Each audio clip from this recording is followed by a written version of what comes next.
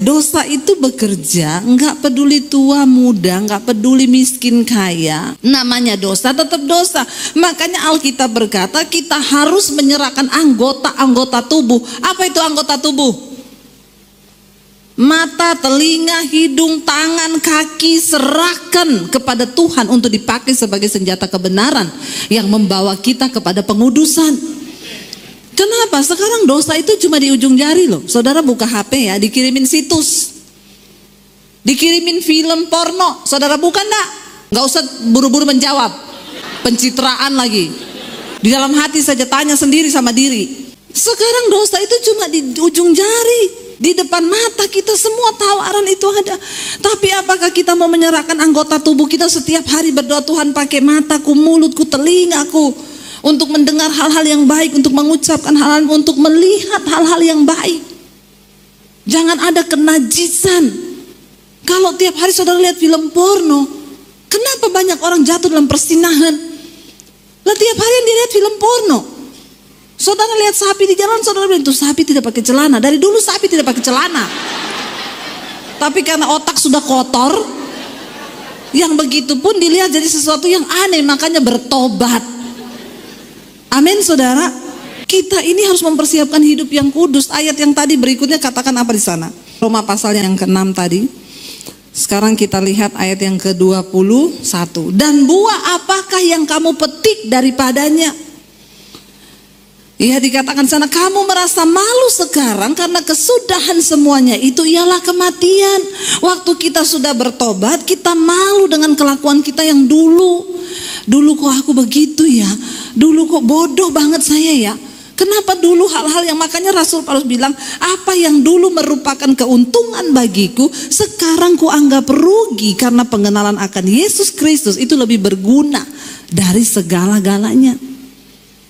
Amin saudara. Buah apa yang kita petik setelah kita bertobat terima Yesus? Buah apa yang kita dapat?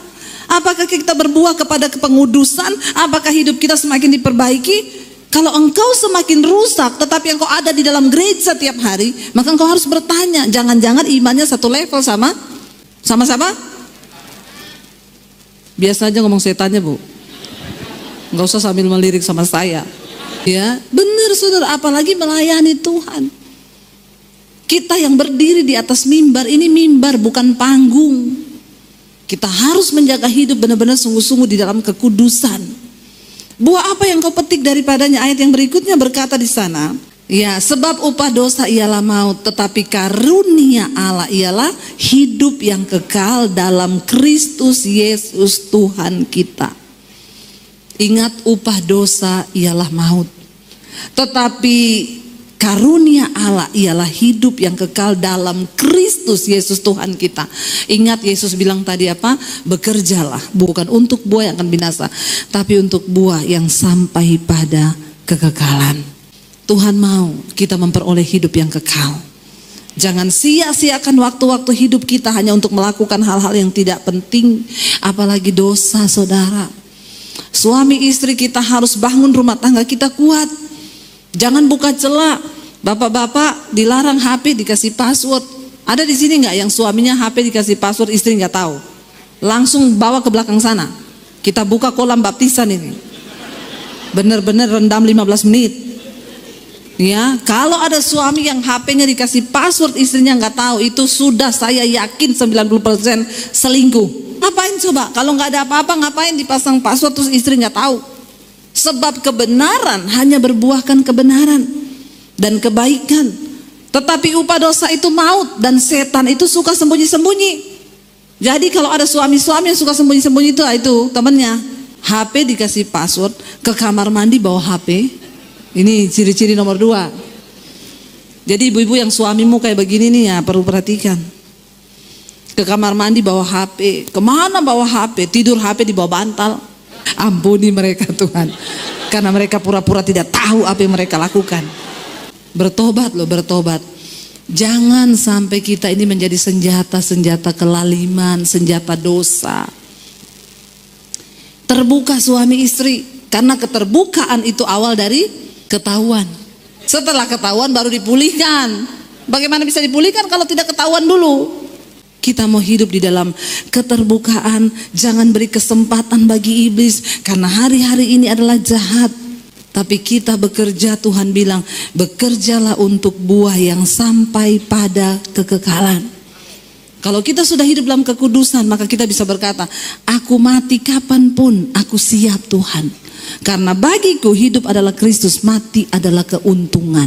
Berapa banyak yang sudah siap mati? Amin, amin, amin. Ditanya turun semua. Saya tanya yang sudah siap, bukan yang sudah mau. Yang sudah siap mati angkat tangan. Saudara siap atau tidak siap? Kalau nanti malam engkau dijemput, pulang engkau. Jadi daripada tidak siap lebih baik mati. Itu kan gak ada yang tahu.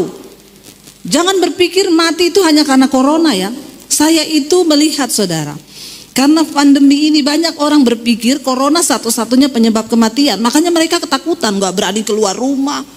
Ya, ada orang gak berani keluar rumah, mati. Kenapa? Kepleset di kamar mandi. Tragis kan? Udah gak keluar rumah, mati. Saya selalu berkata, kalau belum waktunya mati tidak akan. Tapi kalau sudah waktunya, mau saudara sembunyi dimanapun, tetap akan.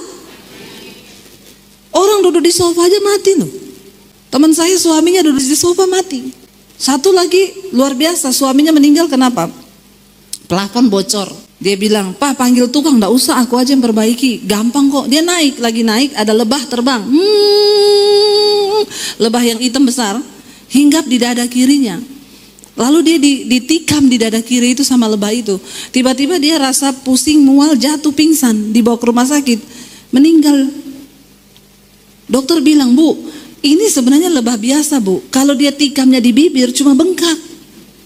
Tapi dia tikamnya pas di pembuluh darah di jantung.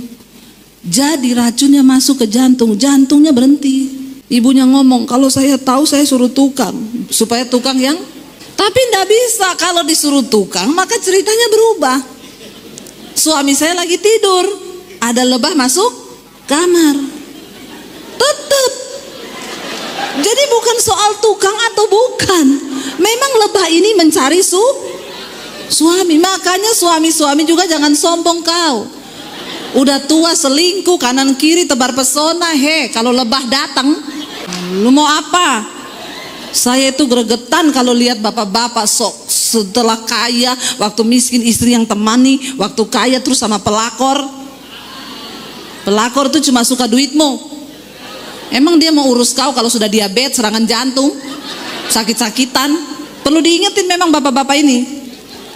Ya, jangan sombong merasa engkau punya segala-galanya terus istri disia-siakan.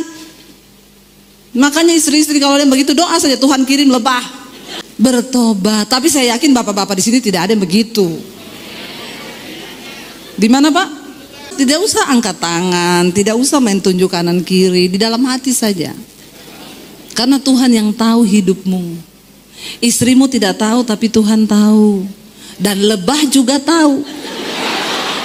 Camkan itu baik-baik. Jadi tidak usah tunggu kena corona mati, tidak. Daripada engkau tidak siap, lebih baik siap. Bagaimana menyiapkan diri? Tinggalkan dosa, kejar kekudusan. Buang semua yang tidak berkenan, cari Tuhan.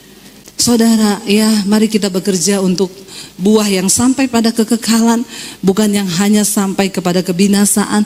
Karena Tuhan menjanjikan kita semua memperoleh hidup yang kekal.